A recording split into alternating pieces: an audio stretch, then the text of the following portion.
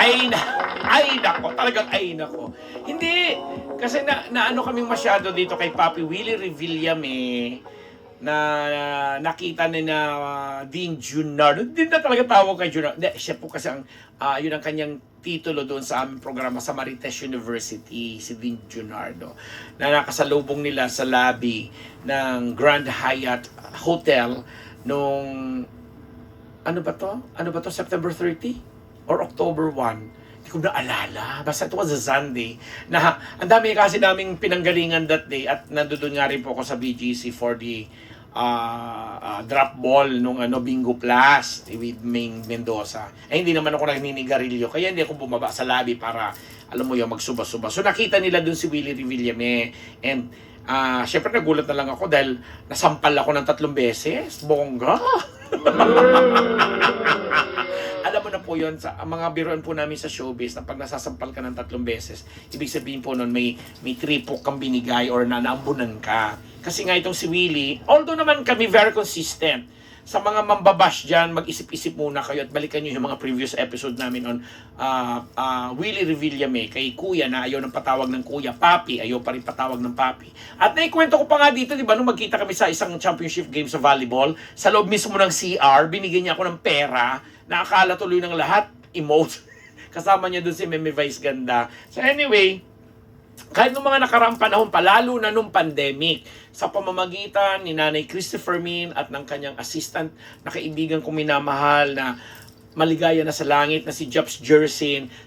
Kay Japs kasi pinadadan or si Japs kasi ang nagtitext sa amin pag merong ayuda. Kasi isa yan si Willie Revillame sa very consistent na nagbibigay ng ayuda po sa mga kaibigan po niya sa showbiz or sa showbiz, sa industriya namin, lalo na nung pandemic nga. So anyway, to cut the story short, hindi na kami nagtaka, hindi na kami nagulat kasi sabi ko nga, consistently ginagawa naman niya yun nung mga nakaraang panahon pa.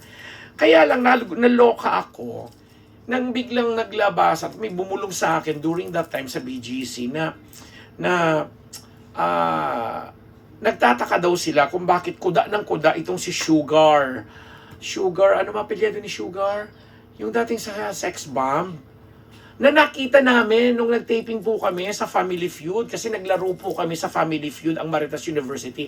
Abangan nyo ngayong October, lalabas po yan sa Family Feud ni Papa Dingdong Dantes. But anyway, isang episode yun kikwento sa inyo, no? Itong si Sugar na nakasama namin, nagkita kami sa Family Feud kasi naging contestant din yung kanyang anak. Pero talbog pa niya yung anak niya sa postura and everything again. Kaya nagulat kami na may nung time na nasa BGC at pinag-uusapan si Willie Revillame kasi nga nanampal again, I'm sorry sa term yung namigay ng blessing is pinag-usapan si Sugar. Sasabihin ng connect hanggang sa eto na nga may lumabas palang video itong si Sugar na nagtataray, nagagalit na obviously daw ang pinanggagalingan is yung pagsiselos niya dito sa mga nakapalibot ngayon kay Willie at sa programang Will to Win. Pati nga daw si Bubsy, na damay ang pangalan ni Bubsy, na kesyo isa sa mga pinagsisilosan, bla bla, tapos may maririnig ka pa daw doon sa video na parang nakikipag-argue pa itong si Sugar sa isang babae na may kinalaman nga kay Willie, something like that. Basta selos di umano. Na siyempre, ang daming nagulat ng mga kaibigan at mga kasamahan sa media na may something ba si Willie at saka si Sugar?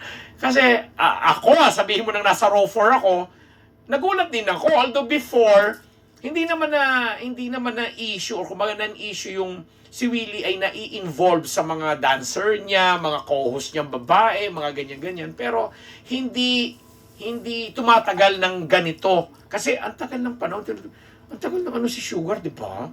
At hindi naman na siya din aktibo. But yun nga ang sinasabi ng marami. Di umano may something na mas malalim sa pagiging magkaibigan itong dalawa na ito.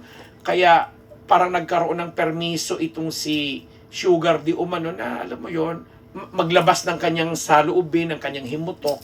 Natawan-tawa pa nga ako kasi si Junardo, that time na nasa makeup room kami at pumasok itong si Sugar for Family Feud, nagulat pa kami na sinabi niyo, ay, i-guess niyo ako sa Marites, bla bla bla bla. Tapos Siyempre, birthday ni Junardo that time, si Junardo lang yung sinampal niya, no? Si Junardo yung kanyang naregaluhan at binigyan na sabi niya, ikaw na nga lang kayo mag-manage sa akin. May ganun pa siya. Tapos sabay bati lang sa amin ng hello, kumusta na, ganyan. Kaya nung Sunday na nasa BGC nga at nagpang-abot sila doon ni Willie, isa yun sa mga naging maritesa na subject or topic. Hindi yung Bingo Plus na event na pinuntahan namin na bida si May Mendoza at mga iba pang nag-i-endorso ng Bingo Plus. Na apparently, itong si Willie Revillame nga, base na rin at ayon na rin sa kwento ng aming mga kaibigan mula naman sa Gabay Guro, na same day, no, Sunday na yon ay nagkaroon ng September 30, September 30 po pala yon, Sunday, na nagkaroon ng grand 29, September 29 po pala yung Sunday na yon, ano, na nagkaroon ng grand gathering yung Gabay Guro Teachers Fest sa bagong ni-renovate na Meralco Theater.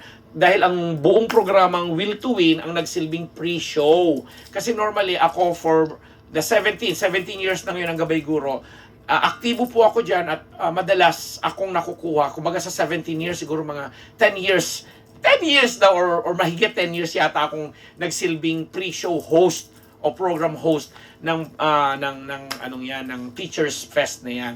So anyway, yung programang Will to Win pala yung naging pre-show program at namudmud nga itong si Willie Revillame na maraming mga papremyo sa mga teachers na ang bilang ay umaabot ng mga 2,000 mahigit sa bagong na-renovate na Meralco Theater at magkakaroon ng part 2 nitong October 6 sa Inares Gym naman dyan sa Pasig, dahil isinama na among the pillars sa 7 pillars dati ang Gabay Guro, education, livelihood, etc. Isinama na among the 7 pillars, magiging 8 na itong health and wellness na ang MWell po ang ang sponsor or sponsoring company na tinatawag sa pamumuno pa rin ng ating minamahal na si Madam Shea Cabal Revilla, di ba? So October 6 siya. Mga teachers pa rin ang involved yan, bibigyan nila yan ng mga papremyo. At malamang si Willie Revillame will be there also.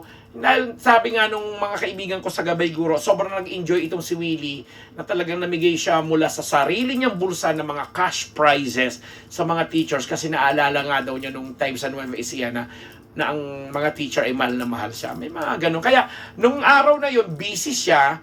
That was the same day na nagpa-auction itong si Sam Versosa. Ang daming ganap si Sam Versosa na alam naman natin very good friend niya at may mga pin-auction ng mga luxury cars at mga branded na mga sasakyan na alam naman nating isa rin sa hilig ni Willie Revillame. Kaya nagpadala na lang di umano ng representative doon. Kaya nakakatuwa na nung gabi na yon, ng linggong yon, ng September 29, nandoon siya sa kanyang paboritong restaurant sa Grand Hyatt Hotel. O yan, promote namin, nasa BGC. Kaya meron din siya mga property sa BGC na ang balita nga umaabot ng bilyones.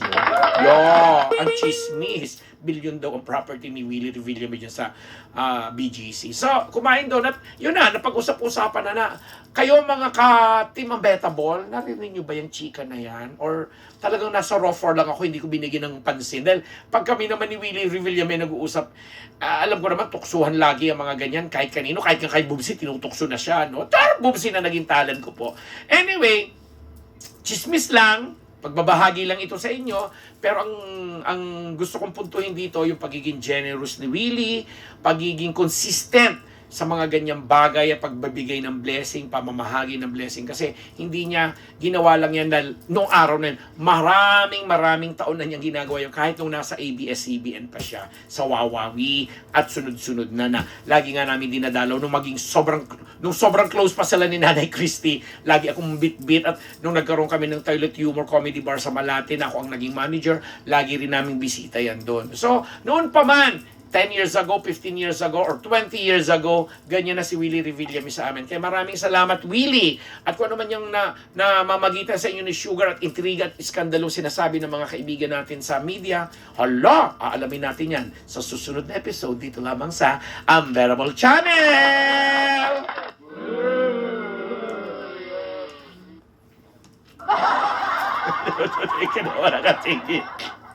Ang ganda nitong series na to.